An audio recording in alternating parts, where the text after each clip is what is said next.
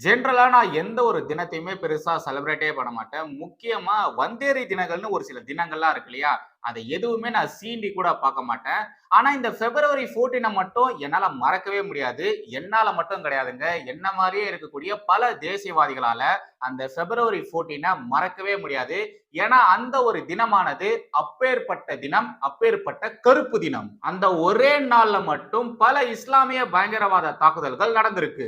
பகத்சிங் இருக்கார் இல்லையா? அவர அந்த நாள்ல தான் தூக்குல போட்டு கொன்னாங்க. மகாத்மா காந்தி நினைச்சிருந்தாருன்னா அந்த ஒரு கொடூரமான சம்பவத்தை தடுத்து நிறுத்தி இருக்கலாம். ஆனா ஏன்னு தெரியல, அவர் அந்த ஒரு விஷயத்த பண்ணவே இல்ல. கோவை தொடர்குண்டு வெடிப்பிலிருந்து புல்வாமா தாக்குதல் வரைக்கும் பல இஸ்லாமிய பயங்கரவாத தாக்குதல்கள் நடந்திருக்கு. அந்த பிப்ரவரி 14 நடந்திருக்கு. கோவை தொடர்குண்டு வெடிப்புல இறந்த அப்பாவி பொதுமக்களுக்காக நினைவேந்தல் நிகழ்ச்சி ஒண்ணு நேத்திக்கு கோயம்புத்தூர்ல நடத்தியிருந்தாங்க. அந்த முக்கியமான நிகழ்ச்சிக்கு தமிழகத்தினுடைய வருங்கால முதலமைச்சர் திரு அண்ணாமலை அவர்கள், பாஜகவினுடைய முக்கியமான எம்பியான திரு தேஜஸ்வி சூர்யா அவர்கள் சொல்லி முக்கியமான பெரும்புள்ளிகள், அரசியல் பெரும்புள்ளிகள் வந்திருந்தாங்க.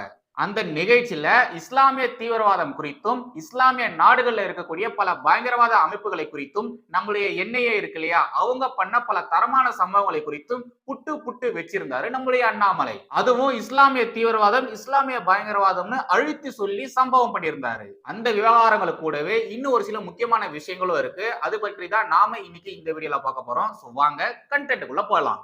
எப்பொழுதும் எதிராசன் வடிவழகு என் இதயத் தொழுதால் இல்லை எனக்கெதிர் இல்லை எனக்கெதிர் இல்லை எனக்கெதிரே. ஸ்ரீமதே ராமானுஜாய நமஹா.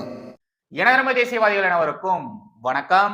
இந்த வக்போர்டு இது சொத்தை நான் அபகரிக்கணும். என்ன திட்டம் இது? வக்போர்டு சேர்மனா இருக்கான் ஒருத்தன், அப்துல் ரஹ்மான் சொல்லிட்டு. அந்த ஆள் என்ன பண்ணிட்டு இருக்கான்? அப்பாவி மக்கள், அப்பாவி ஏழை முஸ்லிம்கள் கிட்ட இருக்கக்கூடிய சொத்துக்களை பிடுங்கி பணக்காரனுக்கு வித்துட்டு இருக்காங்க. இதுக்கெல்லாம் திமுக வேடிக்கை பார்த்துட்டு இருக்குங்க. ஏன் கலைஞர் ஸ்டாலினுக்கு தெரியாதா?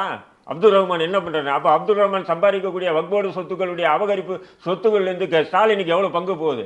அவருடைய குடும்பத்துக்கு எவ்வளவு பங்கு போகுது? அவரை கேள்வி வச்சா திரு ஸ்டாலின் அவர்களுக்கு அப்ப ஏன் சொன்னா அந்த அளவுக்கு வயிற்றுச்சல் இருக்குங்க. எனக்கு தெரிஞ்சுங்க, மவுண்ட் ரோட்ல ஒரு அப்பாவி ஏழைகளுடைய இடம் சுமார் 1.5 கிரவுண்ட் இடம், 2 கிரவுண்ட் இடம், 6 கோடி ரூபாய் கிரவுண்டு போகும் அந்த இடம். அந்த இடத்த அபகரிச்சு 50 லட்சம் ரூபாய் வக்போர்டில் வாங்கி உடனே அந்த இடத்த மடக்கி போட்டு அந்த அப்பாவிகளை இரவோட இரவா கவர்மெண்ட்டை வச்சு போலீஸை வச்சு நீங்க தூக்கி போட்டு அந்த இடத்த பணக்காரனுக்கு விற்கிறீங்கன்னு சொன்னா அப்ப நீங்க எல்லாம் என்ன சமுதாயத்தினுடைய தியாகி தலைவர்? அவ்வளவு கோபம் வருதுங்க. இல்ல திரு தடாரகி அப்பாவி ஏழையோட 1.5 கிரவுண்ட் இடம், அப்பாவி ஏழை இஸ்லாமியருடைய 1.5 கிரவுண்ட் இடம், அது 6 கோடி ரூபாய் போகக்கூடிய இடம். ஆனா வெறும் 50 லட்சம் ரூபாய் கொடுத்து அந்த இடத்தை வாங்கி பணக்காரங்களுக்கு விற்கிறாங்க.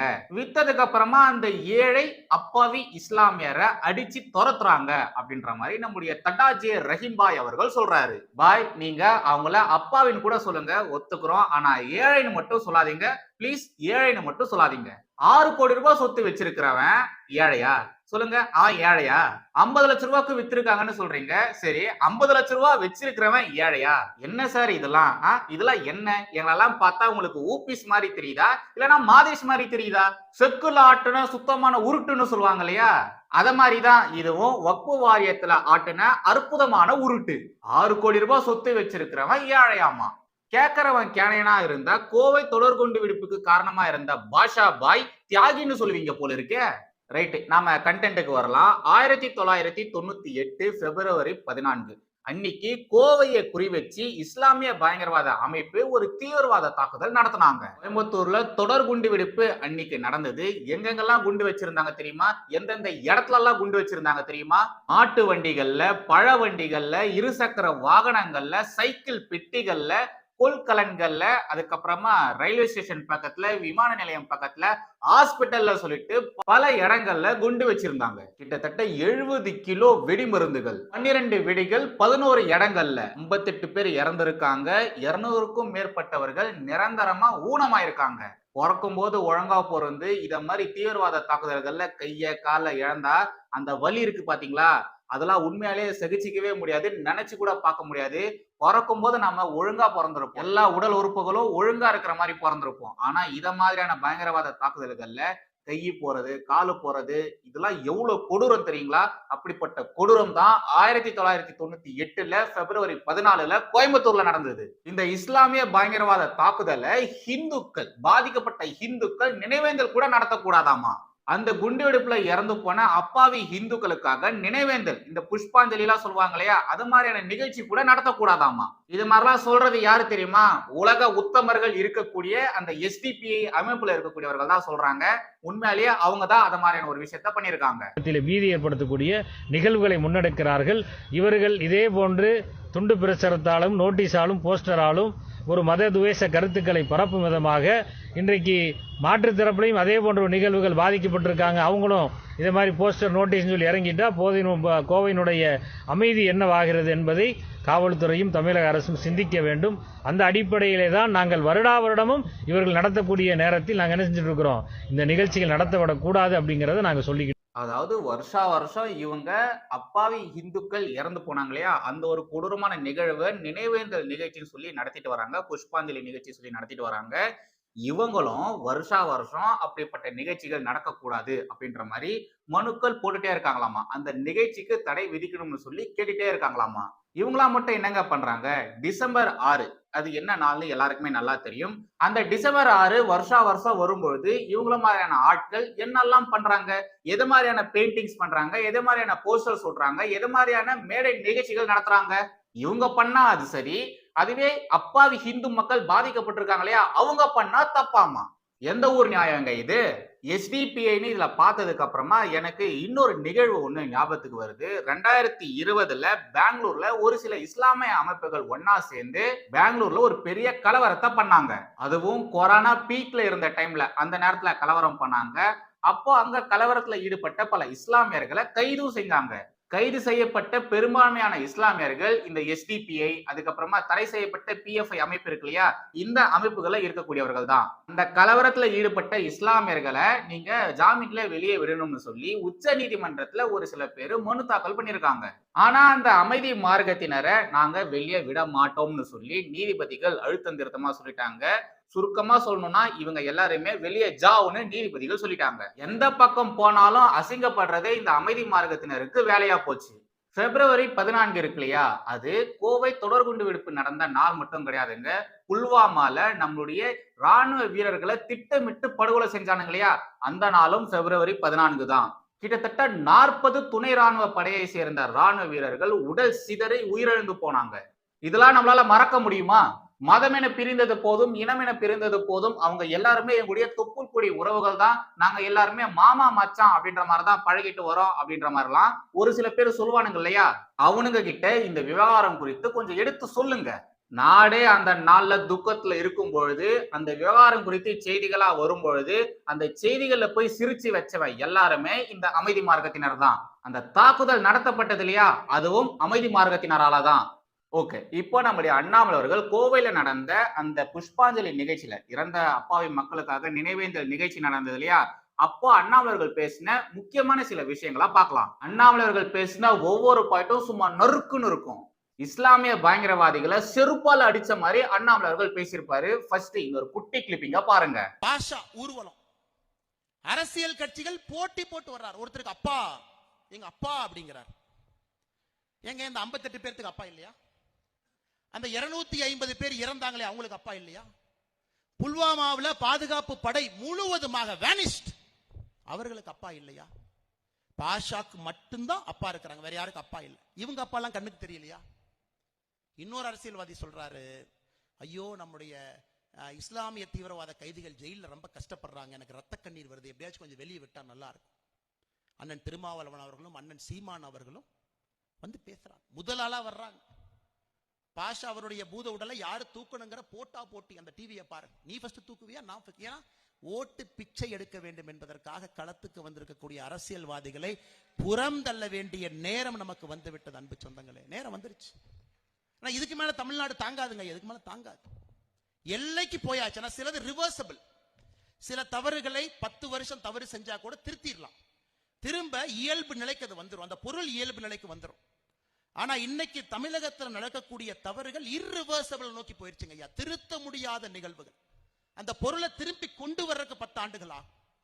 அப்படிப்பட்ட ஒரு நிகழ்வை தமிழகத்தில் தினமும் சாதாரணமாக திராவிட முன்னேற்ற கழகத்தினுடைய முதலமைச்சர் தலைவர்கள் தினமும் செஞ்சிட்டு இருக்கிறாங்க. சீமான் மற்றும் திருமாவளவன் இவங்க கேவல ஓட்டு பிச்சைக்காக இது மாதிரிலாம் பண்றாங்க. கோயம்புத்தூர்ல நடந்த தொடர் குண்டுவெடிப்புக்கு காரணமா இருந்த அந்த பயங்கரவாதி பாஷாவுடைய மரணத்துல அத மாதிரியான அரசியல்கள் அவங்க பண்ணாங்க. ஒருத்தர் என்னடானா அப்பான்னு சொல்றாரு, இன்னொருத்தர் என்னடானா அவருடைய பூத உடலை யாரு ஃபர்ஸ்ட் போய் தூக்க போறா அப்படின்ற மாதிரிலாம் பண்ணிட்டு இருக்காங்க. கேவல ஓட்டு பிச்சைக்காக இவங்க இது மாதிரிலாம் பண்றாங்க அப்படிங்கிறத நம்முடைய அண்ணாமலர்கள் இந்த இடத்துல சொல்றாரு. அதுலயும் இந்த இஸ்லாமிய பயங்கரவாதிகள் சிறையில இருக்காங்க இல்லையா, அவங்கள விடுதலை பண்ணணும்னு சொல்லி அடிக்கடி போராட்டம் ஆர்ப்பாட்டம்லாம் நடக்கும். நிறைய பேரு இந்த பிரஸ் மீட்லாம் கூட வச்சிருப்பாங்க. அவங்களெல்லாம் கூட நம்முடைய அண்ணாமலர்கள் விட்டு வைக்கல, வச்சு செஞ்சுட்டாரு.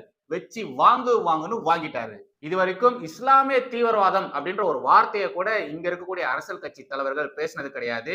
எனக்கு தெரிஞ்சு அண்ணாமலை அவர்கள் தான் இப்போ ரீசெண்ட் டேஸ்ல அண்ணாமலை அவர்கள் தான் இது மாதிரி எல்லாம் பேசிட்டு வராரு.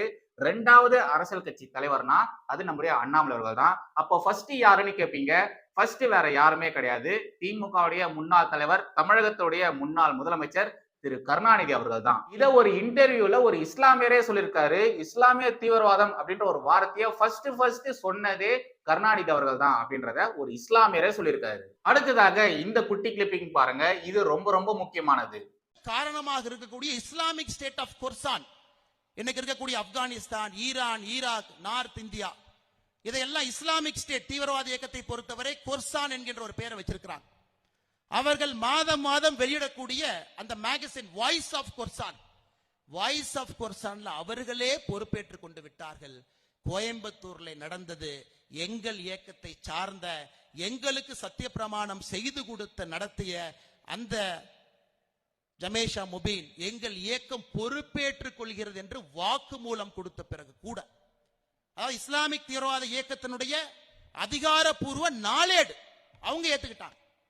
அதான் தலைப்பை பாருங்க, a message to the inhabitants of the land occupied by cow and worshipping and mice worshipping filth. தமிழ்ல என்ன சொல்றாங்கன்னா, அந்த பொறுப்பை ஏற்றுக்கொண்ட தலைப்பு வச்சிருக்கிறாங்க. ஒரு செய்தி சொல்றோம், எந்த நிலத்துல மாடுகள் அதிகமாக சுற்றித் திரிகிறதோ, எந்த இடத்துல எலிகளை வணங்குகின்றார்களோ அந்த ஃபில்த்னா குப்பை, எந்த நிலத்தில் இருக்கக்கூடிய குப்பைகள் எலிகளையும் மாடுகளையும் வணங்குகின்றார்களோ உங்களுக்கு நாங்கள் கொடுக்கின்ற செய்தி தான் அக்டோபர் 23, 2022 தீவிரவாத தாக்குதல். அவங்க கொடுத்த தலைப்பு.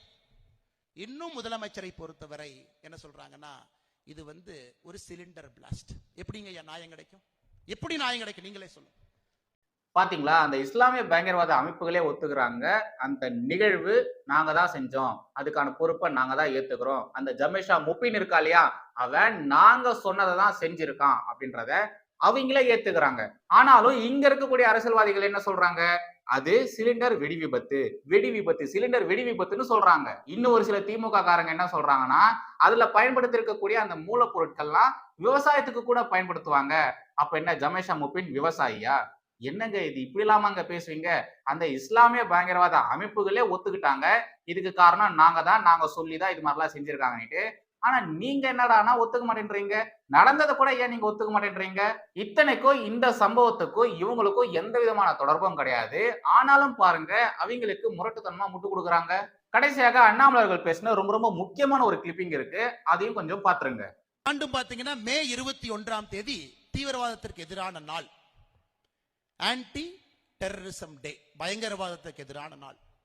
அந்த மே 21 பள்ளிக்கூடத்திலிருந்து, கல்லூரியிலிருந்து, பொது இடத்துல நம்ம எல்லோரும் இணைந்து தீவிரவாதத்துக்கு எதிராக ஒரு கொள்கை முழக்கத்தை நாம் எடுத்துக்கொள்ள வேண்டும் சங்கல்பமாக. இது மத்திய அரசு சொல்லியிருக்கிறாங்க, சில மாநிலத்தில் கடைபிடிக்கிறாங்க. தமிழகத்தில் யாராச்சும் மே 21 தீவிரவாதத்துக்கு எதிராக மாநில அரசு பள்ளியில, கல்லூரியில, பொது இடத்துல பொதுமக்களை கொண்டு வந்து தீவிரவாதத்துக்கு எதிராக சங்கல்பம் எடுங்க நீங்க பார்த்திருக்கீங்களா? அரசு விதி இது நடத்தப்பட வேண்டும் என்று சொல்லுகின்றது, பண்ண மாட்டாங்க. காரணம், இங்க இருக்கக்கூடிய அரசியல்வாதிகளுக்கு தீவிரவாதத்துக்கு எதிராக ஒரு முழக்கத்தை வைத்தாலே அது ஏதோ ஒரு சமுதாயத்திற்கு எதிராக போய்விடும். அந்த சமுதாயத்திற்கு எதிராக போயிட்டா நாளைக்கு நம்முடைய வாக்கு வங்கி சரிந்துவிடும் என்பதற்காக எதையுமே செய்யாதவர்கள் ஒரு ஆண்டும் பிப்ரவரி 14 கோவை மண்ணில் இந்த நிகழ்வு நடத்தப்படும் பொழுது அடுத்த கட்ட தலைமுறைக்கு இது நடந்திருக்கிறது என்று எடுத்து சொல்லும் பொழுது ஏளன பேச்சுகள், காவல்துறை அனுமதி மறுப்பு, பொதுமக்கள் இங்கே வருவதற்கு கூட பல இடத்திலே முட்டுக்கட்டைகள், அதையெல்லாம் தாண்டி நீங்கள் வந்திருக்கின்றீர்கள். இந்த உணர்வை இன்னும் உங்களோடு வைத்திருக்கின்றீர்கள். அடுத்த தலைமுறைக்கு எடுத்து சொல்லிக் கொண்டிருக்கின்றீர்கள். அதற்காகத்தான் உங்களுடைய பாதத்தை தொட்டு என்னுடைய வணக்கத்தை சொல்லி நான் ஆரம்பித்தேன். பாத்தீங்களா, மத்திய அரசு சொல்லிருக்கு மே 21ஆம் தேதி பயங்கரவாதத்திற்கு எதிரான நாள்னு. அந்த ஒரு நாள்ல இந்த ஸ்கூல் பசங்களை வச்சு, காலேஜ் ஸ்டூடெண்ட்ஸை வச்சு, பொதுமக்கள் கூடுற இடத்துல இந்த ஒரு நாளை எல்லாருமே அனுசரிக்கணும். மே 21 பயங்கரவாத தீவிரவாதத்திற்கு எதிரான நாள்னு சொல்லி ஒவ்வொரு மாநில அரசாங்கமும் செய்யணும்னு சொல்லி மத்திய அரசு சொல்லியிருக்கு. பட் நான் இது வரைக்கும் தமிழகத்துல இது மாதிரியான ஒரு விஷயம் நடந்ததை கேள்விப்பட்டதே கிடையாது.